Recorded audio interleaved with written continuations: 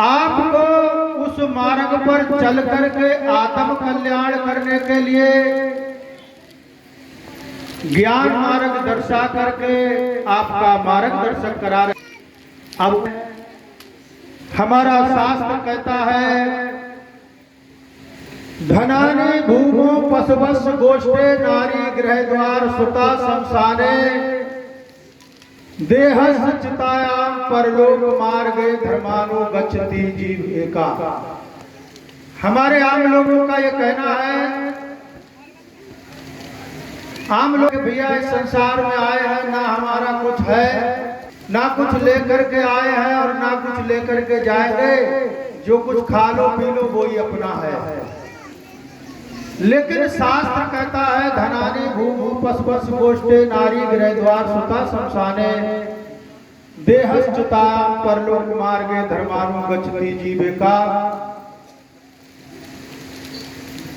जब ये जीव शरीर छोड़ करके इस संसार से जाता है, तब धर्म ही एक उसका साथ देता है। धर्मानु गच्छति जीवेका, उस जीव का धर्म ही साथ देता है। और हम सबको धर्म के रास्ते पर चल करके, सत्य के रास्ते पर चल करके जीवन बिताना चाहिए, अपना आत्म कल्याण करना चाहिए। जब से ये दुनिया बनी है तब से हम सबका ऐसा एक सोच है, ऐसी एक विवेक है, बुद्धि है, ज्ञान है कि धन को एकत्रित करने में, धन को कमाने में, धन को जमा करने में लग जाते हैं। पहले के लोग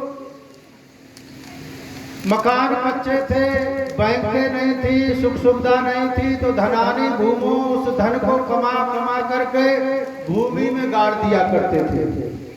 आज के बदलते माहौल में लोगों के पास बैंकें हैं, तिजोरियां हैं और सारे सामान हैं। अब आप या मैं वहां अपना धन का रख रखाव करते हैं, धन को रखते हैं। शास्त्रकार कहता है कि धनानि भूमो, धन को जोड़ते जोड़ते जोड़ते जोड़ते हम मर गए। आखिर में इस संसार को और धन को, घर परिवार को छोड़ करके गए। हमारी चित्तवृत्ति उस धन में लगी रही। हमारे जीवन का कल्याण के बजाय उसका नाश हो गया। एक तो धन अगर रखा रह गया तो धन का नाश हो गया, और हमारी चित्तवृत्ति उसमें फंसी रह गई तो हमारा भी नाश हो गया। अच्छा, एक बात यह भी है कि धन इंसान को अपनी कमाई का मिले, नौकरी का मिले, बिजनेस का मिले, कोई खेती का मिले, बढ़िया धन मिले, तो उसकी बुद्धि तो अपने धन की कमाई में बौरा जाती है। और किसी को कमाया मिल जाए, बैंक में पड़ा हुआ मिल जाए, भूमि में दबा हुआ मिल जाए, तो उसके बच्चों की बुद्धि क्या कहेगी है? तो कैसे आपकी सोच है या कैसी मेरी सोच है? मैंने खुद तो धन को जोड़ते जोड़ते अपना नाश किया ही है, लेकिन उसके बाद में जो जब धन को हम छोड़ गए, जिनको मिला तो अपनों का भी नाश कर दिया है। धनानि भूमो पशवस् गोष्ठे, धन की 3 गति होती है। पहली गति होती है उत्तम गति, जिसको शुभ गति कहते हैं। धन का दान करना चाहिए। दान करने से आपको 1000 गुना बढ़ करके मिलेगा। और दूसरी गति है भोग। हमने अच्छी गाड़ी खरीद ली, अच्छे गहने बना लिए, अच्छे कपड़े बना लिए, अच्छा कुछ खा पी लिया, अच्छा मकान बना लिया। पशवस् गोष्ठे, कुछ दिनों के लिए हमने अपना महल खड़ा कर लिया, चाहे वो कैसे भी किया हो, तो लोग सामने से निकले के कहेंगे बहुत बड़े आदमी हैं, बहुत अच्छे आदमी हैं। और लोग कहेंगे कि जयराम जी की सेठ जी, जयराम जी की बाबूजी। कुछ दिन के लिए ऐसा होगा।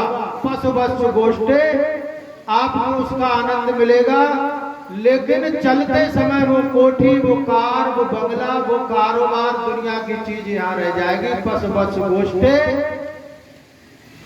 नारी गृह द्वार, जिस पत्नी के लिए आज के समय में हमारे भाइयों ने माँ बाप को पीछे छोड़ करके अगर हमारा प्रेम हो गया किसी लड़की से या लड़की का हो गया लड़के से, वो कास्ट की चाहे भले दूसरी कास्ट की हो, है? दूसरी कास्ट की हो, लेकिन उससे शादी कर लेंगे। अब तलक का शास्त्र ऐसा प्रमाण देता है कि नारी गृह द्वार, अंत समय में नारी घर के दरवाजे तलक साथ देती थी। आज के बदलते माहौल में भले कुछ भी हो जाए, नारी गृह द्वार, नारी ने भी साथ नहीं दिया, धन ने भी साथ नहीं दिया, मकान ने भी साथ नहीं दिया। नारी गृह द्वार सुता शमशाने, और पुत्र ने, जिस पुत्र को अमीर बनाने के लिए मैं झूठ बोला, मैंने लोगों की बेईमानी की, मैंने लोगों की गालियां खाई, मैंने लोगों के अपमान सहन करे, पिता बेटे के लिए जन क्या से क्या करके दिखाता है, लिखाता है, पढ़ाता है, मालिक संपत्ति का बनाता है, मगर बेटे का उसके साथ में क्या व्यवहार है देखो। उस बूढ़े पिता का शमशान में जाकर किस तरह सत्कार है देखो। ये बूढ़े पिता का शमशान में जाकर के वो बेटा ही आग लगाता है। जिस बेटा को हम अमीर बनाते बनाते बनाते बनाते चले गए, उसने देह में आग लगा दी।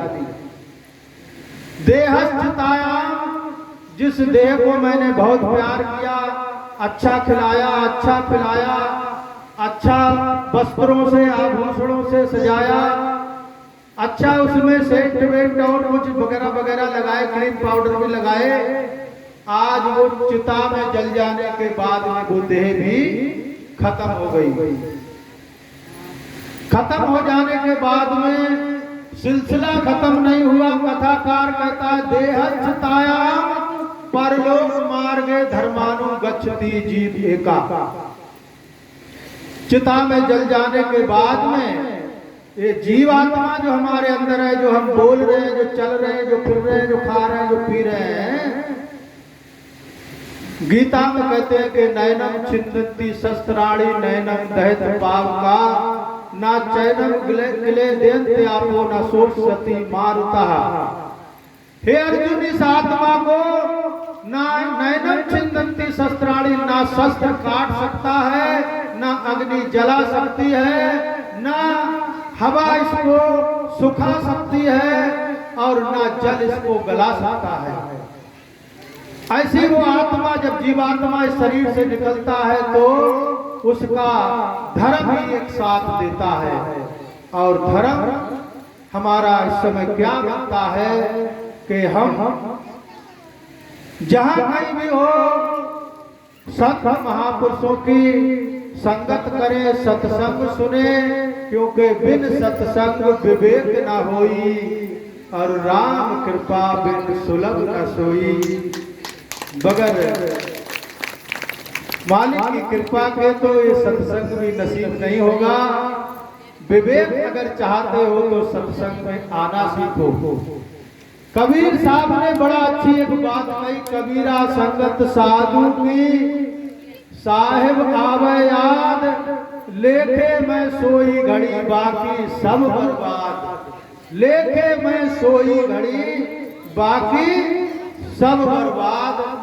आपकी आज की जो घड़ी है लेखे में, यही एक घड़ी कामयाब है, और बाकी जो 6 महीने से रात दिन चुए